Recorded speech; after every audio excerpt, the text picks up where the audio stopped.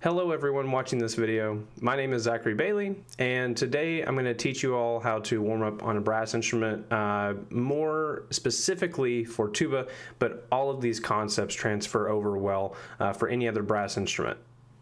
Before we begin, I kind of want to give a background to who I am so you kind of know where I'm coming from with all these concepts and what I've learned over the few years that I've been teaching and as I've been a player for the better part of a decade. So for who I am a fifth-year undergraduate student going into my final year of schooling. I'll be student teaching later this school year in Central Texas. You can kind of see school logo there. Go Bobcats. I am primarily a tuba player, like I said earlier, but to give you kind of background for work history, I've worked with numerous high schools. I've worked with middle school students, high school students for private lessons. I've worked with very well-known marching band programs. I've taught in the drum corps community for 2 years now, and done a lot of extra playing gigs beyond just going to school and playing my instrument. One of the things I'm really proud of is that I have composed multiple fundamental exercises for tuba and all brass, actually. So we're going to bring in a few of those fundamental concepts that I have written down onto musical paper and kind of show off why I wrote them this way and how it can benefit you. But before we go into my sequence and how I properly warm up or go through my fundamental drill, which I'll kind of talk about the terminology and why I prefer fundamental drill over warm up, I kind of want to talk about the dynamic between warming up or doing your fundamentals by yourself or in an ensemble setting, because those are two completely different things. They share a lot of the same things, but you have multiple other responsibilities either whenever you're by yourself or whenever you're in an ensemble. So typically whenever you go in for the first time of the day, whenever you're doing your fundamental drill, I'm going to keep using that terminology now from the rest on for the rest of the video.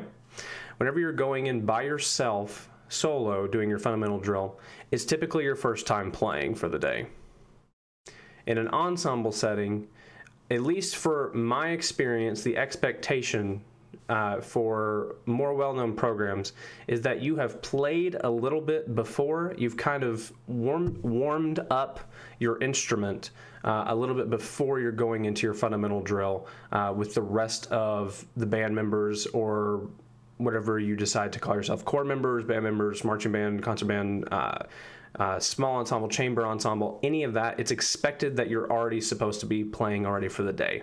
Another key difference for people that aren't as experienced doing a fundamental drill on their own as compared to doing it just with other people is that they have a problem with self-reflection and self-feedback. Typically, whenever you're in an ensemble setting, the self-reflective feedback is sometimes a little bit neglected due to you hearing a constant higher hierarchy voice telling you what to fix. With solo playing, however, you need to be self-reflective at all times, monitoring the way that you're playing, monitoring the way that you're going through your fundamental exercises. A quick tip, a good way whenever you're doing solo fundamental drill is to record yourself.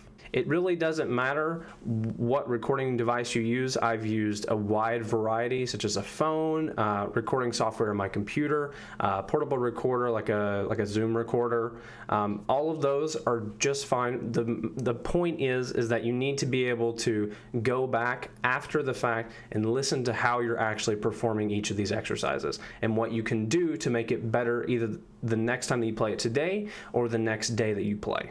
Going on to another point, the expectation and goals that are set for you during your fundamental drill.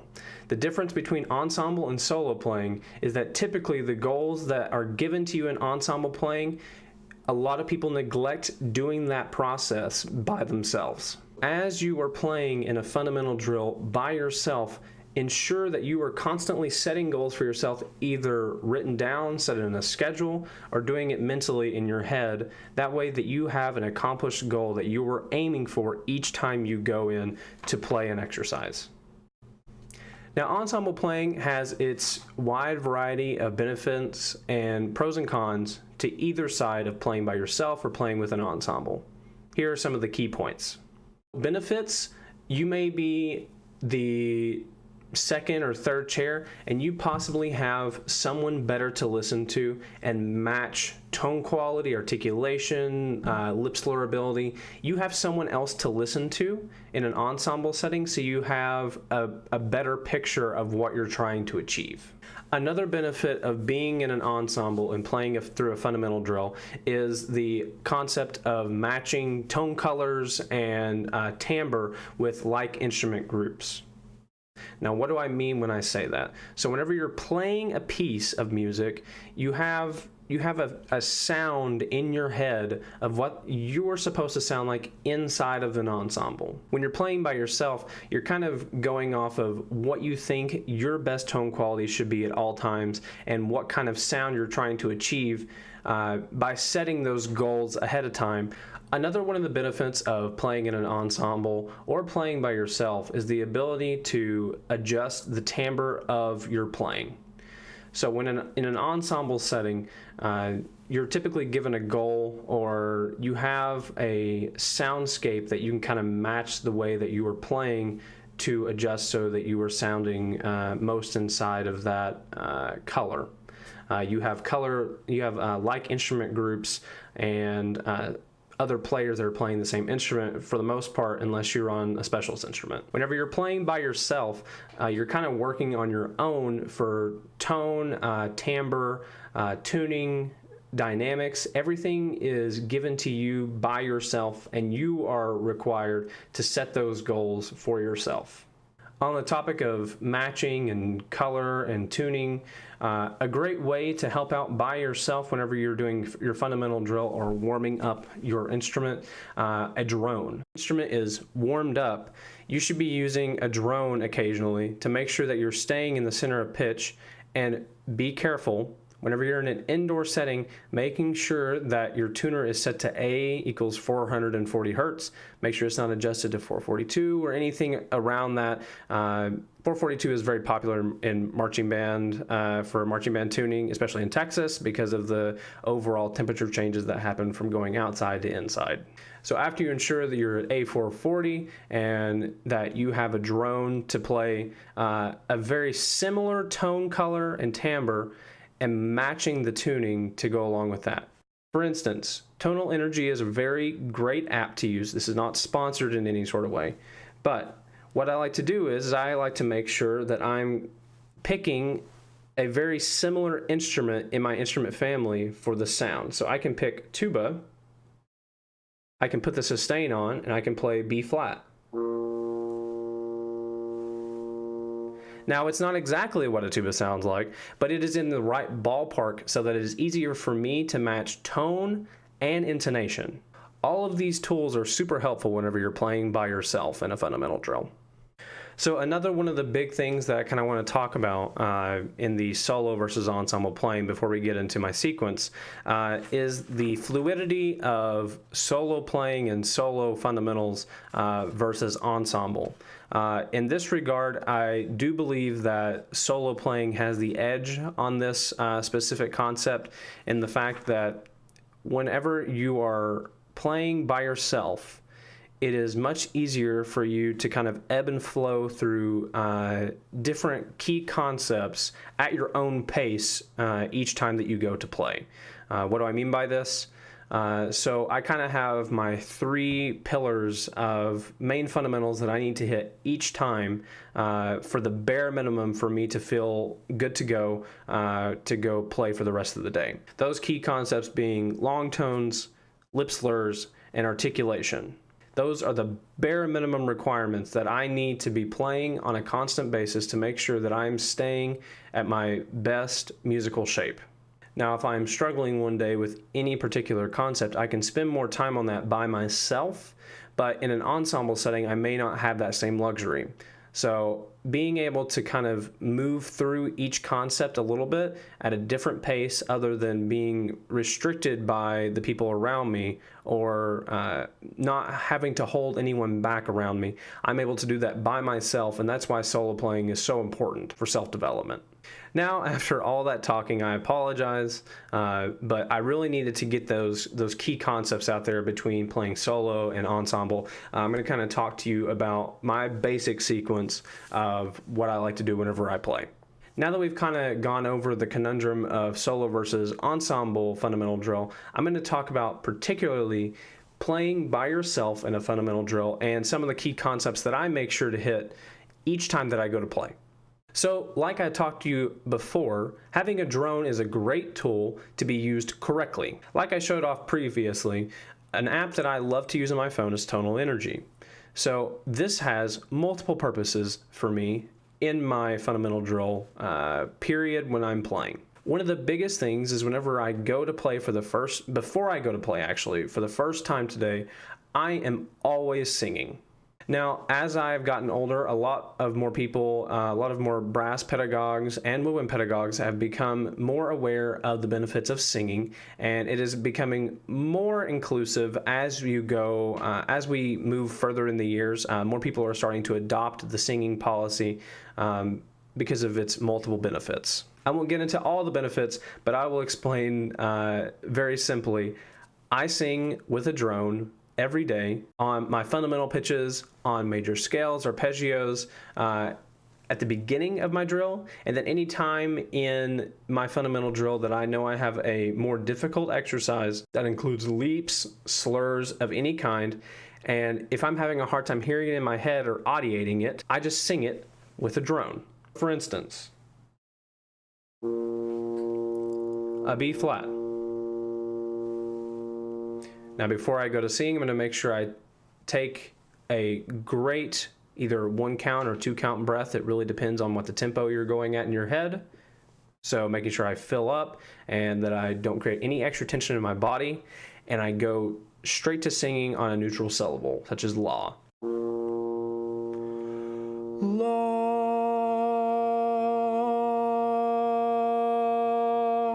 Since I'm a tuba player, however, I like to sing down the octave where I'm more comfortable playing in. La.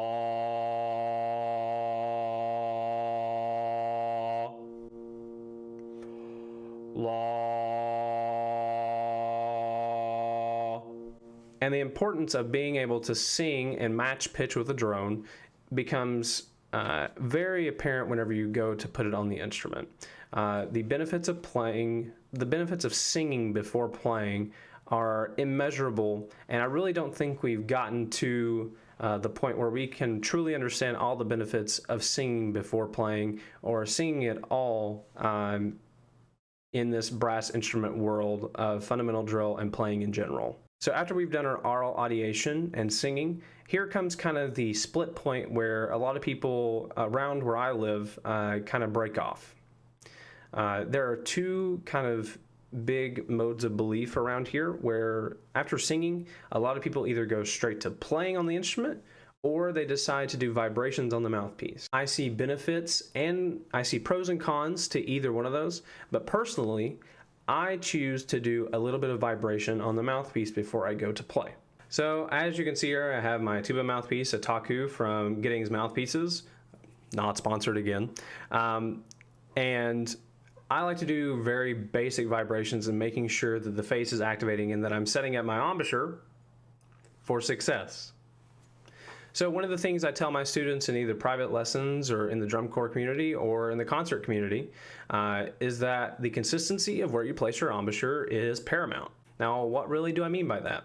So whenever you were taught how to play your instrument for the first time, you were probably taught how to place the embouchure.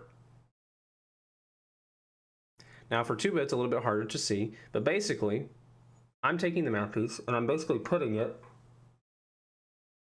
all the way up to the bottom of my nose. And for a lot of you, that's going to be the same place, unless you have a shorter nose, and in that case, it may not be all the way up. For younger players, typically this gap is not going to be as large, so you're just going to have to push it up as far as you can, without hurting yourself, of course, not actually pushing up on your nose. That way that the top lip is getting the most vibration possible. Because basically when it comes down to it, the top lip vibrates way more than the bottom lip. And if you cut off circulation to your top lip, your vibration is going to suffer. You can try and experiment with this by either moving down the mouthpiece. You can still get a vibration, but it's not going to be nearly as resonant.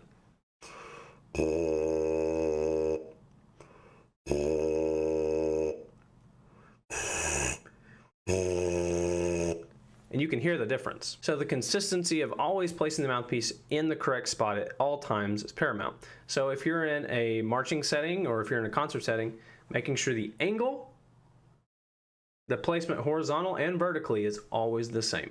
So typically for buzzing or vibrating, I like to vibrate either only fundamental pitches on my instrument, which I play a B flat horn over there, and maybe some very, very basic lip slurs. I'm truly only extending the vibration on the mouthpiece from what I was doing with singing and with oral audiation before. This is not a performance practice on how to play entire pieces correctly. This is not for that tool. This tool is not for that. This tool is for a sequence of audiation to eventually going towards the instrument. This is just a kind of middle ground before going all the way to the instrument, because like a lot of people that have taught me and I've taught around, that thing back there is just the amplifier for what you're producing here. So after I've done very, very basic vibrating with this, such as just long tones on a drone, either on like a B flat or whatever, an F, basic harmonic series stuff, and doing very, very basic lip slurs, I kind of take it to the whole horn. Now, due to the space restrictions and the microphone setup, I'm not going to actually bring my horn over here, but I mean, you can see it, it's right there. But we're going to talk about the rest of the sequence that I have. So for the very first thing that I'm going to be doing whenever I play is I'm actually going to be doing long tones. Now, ever since you were in middle school, or maybe you're starting middle school for the first time, long tones are a great tool for tone development and tuning recognition and oral audiation, the transfer between audiation going into the physical form of playing on the instrument. I have numerous free exercises that I will post down below in the info section, as well as just going on the internet and looking at different long tone series. But the main point is that you are developing your tone at that time as soon as you are beginning to play on the instrument, and that these key concepts of audiation, singing, and vibrating, all of those are not separate by themselves things, move in a seamless transition every time you go to play on your instrument. So once I'm done with long tones and I have either played them with a friend, I have played them with a drone, I have sang them and then played them, or I've gone back and forth to make sure that I'm matching tuning, tone, dynamics, whatever goals I've set for myself, the next thing I do is I go to lip slurs. Now, depending on your player ability, this is probably the category that moves the most in time. So what do I mean by that? Lip slurs are something that you're always going to be playing as a brass player, and it is one of the key concepts, one of the core pillars, I believe, of creating great players and how to determine whether or not someone is proficient on their instrument. Lip slurs can range from very, very basic on the harmonic series, such as like the fifth partial down to like the second or first, going all the way down to the fundamental, or extending that range all the way up into the upper register, and where you're getting into the major seconds and minor seconds of the harmonic series, of where you're truly adjusting with very small alterations and being able to have the finesse of hitting the center of each of those tones.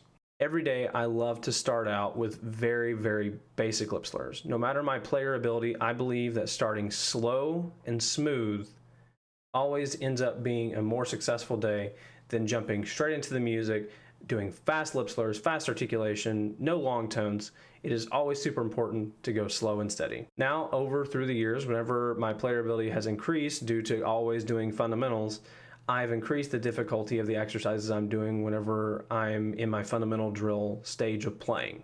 I'm going to post, once again, like I've said before, resources that are completely free, written by me, and I'll probably honestly put some other links that I think are really useful, and some other people that I know that teach. They have also free resources that you can check out under the lip slur, long tones, articulation category, all of that. All of that will be down below in the description. And for the last core pillar of things that I think that you should always hit in fundamentals is articulation. So the concept of articulation, the defining start of a note or the way a note ends, the shape of the note is what truly matters in articulation. I won't get into the whole definitive process of what articulation is for each person, but for the matter is, practicing your articulation drills every day, I think, is super important to making sure that you have a concept in your head of what it's supposed to sound like if you see a staccato or a tenuto marking or an accent. Being able to properly show yourself and listen to yourself and realize if you're actually playing something different or if they kind of sound all the same. Numerous exercises can help you, but always make sure that you are playing some sort of articulation variation. That way that you can prove consistency whenever you're playing in different styles. So some more essential tips before I leave today on this video is listen to yourself, set goals, give yourself feedback either in your head or write it down. That way you have a reminder, or just say it out loud so that you know that you have something to work on. If you're playing by yourself, use a drone, not all the time, but only in specific instances whenever you're trying to hit the center of pitch in a fundamental drill, and that can be very, very useful. The concept of singing and breathing correctly and going to vibration on the mouthpiece, going to the instrument and playing and tying all those things together is paramount for each time that you play a fundamental drill. And lastly, always make sure that you're aiming to get better on your instrument. So many people I see pick up the instrument and really don't have a set goal in mind, but always making sure that you want to get better that day whenever you go to play has a completely different outlook whenever you're done playing and you feel like you've really accomplished something. Even if you're having a bad day or if you don't have a lot of time to play that day, fundamentals will always carry more weight in the day than any playing. Because without fundamentals, the music will suffer greatly. So this was kind of my basic introduction to a fundamental drill for solo playing, and I kind of talked about the concepts of the differences of solo playing and ensemble playing. If you'd like to see more or an advanced techniques going over other key concepts in a fundamental drill, please let me know in the comments down below. I'd be more than happy to answer any questions you may have.